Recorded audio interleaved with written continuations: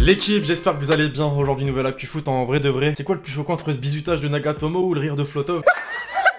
À vous de me dire, reste indécis. Non, alors voilà, mes Marseillais, je vous l'ai dit dernièrement, c'est votre semaine. Mais bon, heureusement, il n'y a pas que le Classico qui fait parler. On va voir tout ça dans cette vidéo juste avant, tiens. Petit arrivage qui fait extrêmement plaisir. Petit arrivage de chez Nike, les amis. Et oui, ce nouveau maillot de l'équipe de France domicile qui est sorti récemment. Bon, là, je suis un petit peu en galère. Voilà, celui-ci. Alors, c'est vrai qu'il a été beaucoup critiqué pour son design un petit peu particulier qui rappelle quand même 98.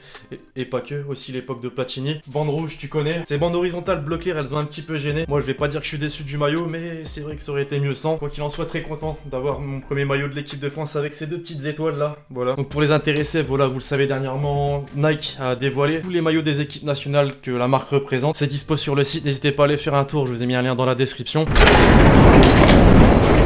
Vraiment clean, franchement j'aime beaucoup, voilà c'est mieux comme ça. Bon l'équipe, on ouvre la page Ligue 1 avec le Classico évidemment. J'ai fait une vidéo lundi sur le match, n'hésitez pas à aller la voir. Donc on va plutôt parler de cette polémique autour de Neymar et Álvaro González. Le Marseillais lui aurait balancé un propos raciste. Or jusque là, bah aucune preuve, voilà Mediapro et la chaîne Téléfoot ont tenté de décortiquer les images une par une et pour l'instant aucune preuve. En fait par contre le PSG ne lâche pas l'affaire. Le club va essayer de prouver la chose en disséquant les images d'une caméra isolée de Beansport au Moyen-Orient sur Neymar. Ça va loin mais en même temps si c'est vrai, bah clairement sanction oblige. Pour autant en attendant c'est le Ney qui est au cœur de la tourmente aujourd'hui. Le média espagnol Gol Télévision a prouvé que le Brésilien aurait adressé des propos homophobes à Álvaro González. Il est pas totalement innocent non plus, voilà on le sait après chaque duel il aime bien insulter. C'est d'ailleurs ce que l'oncle du défenseur espagnol a mentionné. Neymar l'a constamment insulté pendant le match. En parallèle la chaîne Téléfoot a fait circuler des images exclusives de la rencontre où notamment on voit Di Maria cracher directement sur le Marseillais. C'est du propre, alors voilà quelle va être la finalité de la chose? Bah bonne question justement. Vous en pensez quoi? Bah tiens justement l'équipe à l'heure où je fais le montage, les sanctions sont tombées, enfin quasi toutes. Kurzawa ce sera 6 matchs fermes, Neymar 2, Paredes 2, Amavi 3, Benedetto 1. Concernant Di Maria et Alvaro, faudra attendre un petit peu.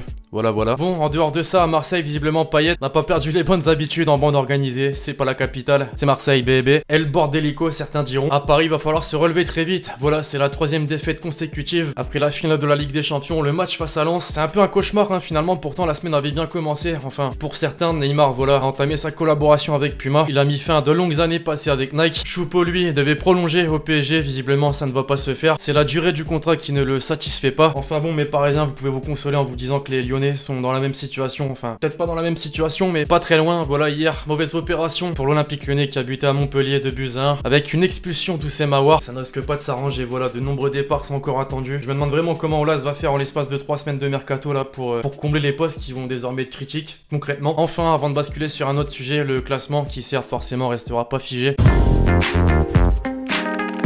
On ouvre une petite page mercato dans l'épisode du jour l'équipe. Pourquoi? Bah simplement puisque la nouvelle est tombée. Mbappé ne prolonge pas son contrat qui court jusqu'en 2022 avec le PSG. D'après le célèbre média britannique The Times, le français aimerait quitter la capitale dans 1 an. Et forcément derrière répercussions où bah en Espagne évidemment les quotidiens sportifs ont fait leur une avec en tête d'affiche Mbappé ces derniers jours. As qui a en plus ajouté Kamavinga et Ndombele pour des potentielles arrivées à l'été 2021. Marca de son côté espère toujours sa venue. D'ailleurs le journal pro madrilène a aussi dédié une pour le prodige rennais Kamavinga. Un duel entre le PSG et le Real Madrid devrait avoir lieu. Puis rapidement avant de basculer sur les déclats, une petite information concernant le transfert de Memphis Depay vers le Barça. Olas a directement balancé sur Twitter que Bartomeu lui a directement indiqué ce dimanche que le Barça souffrait beaucoup de la crise du Covid et n'avait donc pas la possibilité de faire une offre. Le nouvel entraîneur Koeman lui espère toujours sa venue. En revanche, il a bien rappelé qu'il faut vendre avant d'acheter. Affaire à suivre.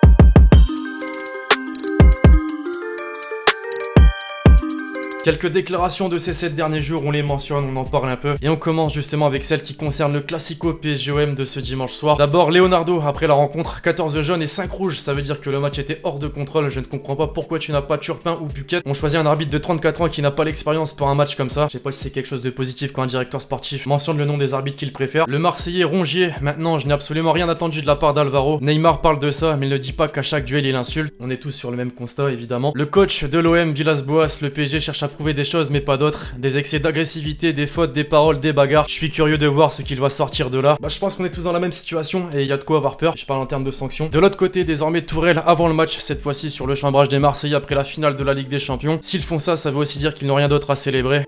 Bon, y a rien de personnel mais faut quand même lui rappeler. Le chambrage c'est des deux côtés, hein, voilà. Puis bon, il aurait peut-être pas dû l'ouvrir mais j'étais obligé de la caler. Noël Le Graët, sur un match il peut y avoir des écarts racistes, mais on est à moins de 1% de difficulté aujourd'hui quand un black marque un but. Tout le stade est debout. tout, le phénomène raciste dans le football n'existe pas, ou peu.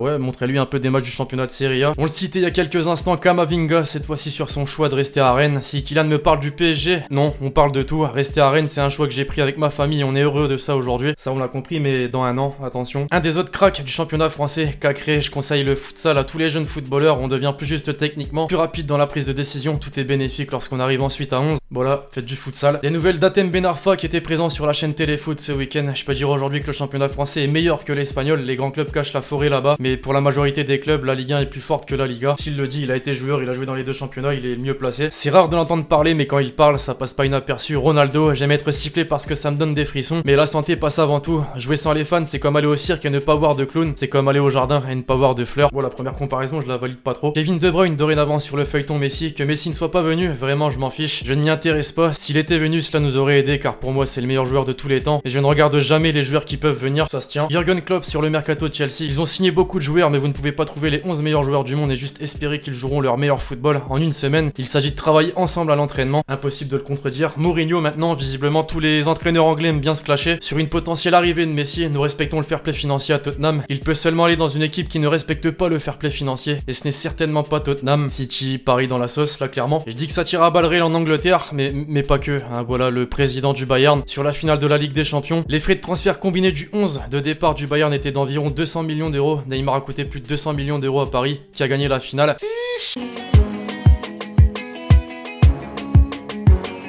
Twitter et le football, on a beau dire, mais c'est quand même une putain de combinaison.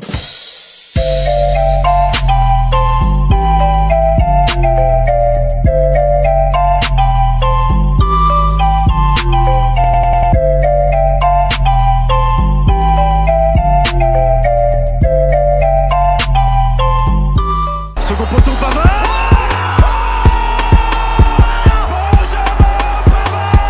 Les amis, vous vous rappelez d'Olivier Tom? Ouais, forcément, bah il existe dans la réalité maintenant. Depuis ce week-end, ce but de Cardona, bordel. La perte de balle et la tentative de récupération de Radoya. La première rencontre peut-être pour Morales, le dribble de Morales en position de rapprochée. Morales magnifique.